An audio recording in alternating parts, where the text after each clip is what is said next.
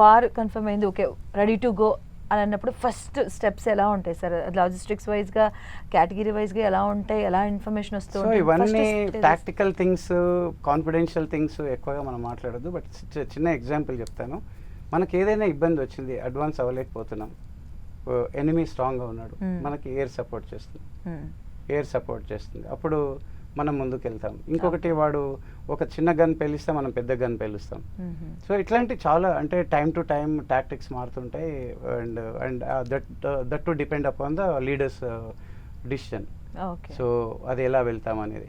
So ఇక్కడ ఏంటి అని అంటే, అడ్వాన్స్ వెళ్తున్నప్పుడు మేము ఫస్ట్ వెళ్ళి క్లియర్ చేస్తాం, తర్వాత ఇన్ఫెంట్రీ వెళ్తుంది, అంటే స్మాల్ ఆర్మ్స్, తర్వాత మీడియం ఆర్మ్స్ ఆర్టిలరీ వెళ్తుంది, తర్వాత ట్యాంకర్స్ ఏదైతే ఉందో మన ట్యాంక్స్ యూనిట్ ఉంటుంది, తర్వాత ఇంకా పెద్ద ఆర్టిలరీ ఇట్లాంటి రెజిమెంట్స్ కూడా ఉంటాయి, బోఫోర్స్ అట్లాంటివి కూడా.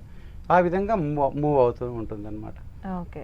ఇప్పుడు ఈ ఉగ్రవాదులు వస్తున్నప్పుడు స్వరంగంలో రావడం అదంతా మనకి తెలుస్తూ ఉంటుంది సార్ మీకు? అది ఇప్పుడు మళ్ళీ అది నార్మల్ టైంలో BSF, బార్డర్ సెక్యూరిటీ ఫోర్స్ బార్డర్లో ఉంటారు.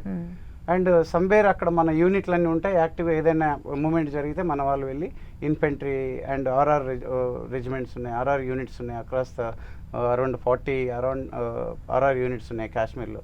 సో వాళ్ళంతా ఈ కౌంటర్ టెర్రరిజం కోసమే ఉన్నారు. టెర్రరిజం ఏదైనా ఇన్సిడెంట్ అయితే అక్కడికి వెళ్ళి దాన్ని న్యూట్రలైజ్ చేయటం, సో వాళ్ళని కిల్ చేయటము, అరెస్ట్ చేయటము, అట్లాంటిదంతా కూడా. సో బేసిక్గా వార్ జరిగేటప్పుడు యూజువల్గా బ్రూటల్గా ఎవరైనా హర్ట్ అయ్యారు, ఇంజురీ అయ్యారు, లేదంటే హై యాటిట్యూడ్ పైన ఏదైనా అవసరం వచ్చింది అన్నప్పుడు మనకి ఒక గోల్డెన్ ఆర్ అనేది ఒకటి ఉంటుంది కదా సార్, అది గోల్డెన్ ఆర్ అని. సో అది అసలు ఏంటి అంటే 60 minutesలో రావాలి అనుకుంటా కదా. సో అది ఎలా సాధ్యం అవుతుంది, ఎలా తీసుకెళ్తారు అసలు? యాక్చువల్లీ ఇప్పుడు అంటే టెక్నాలజీ మారింది, ఇవాళ రేపు ఎప్టెస్ కూడా వస్తున్నాయి. అది నార్మల్గా 60 minutesలో అంటే మన కమ్యూనికేషన్ ఒక్కరు ఎక్కడ కూడా వెళ్ళరు.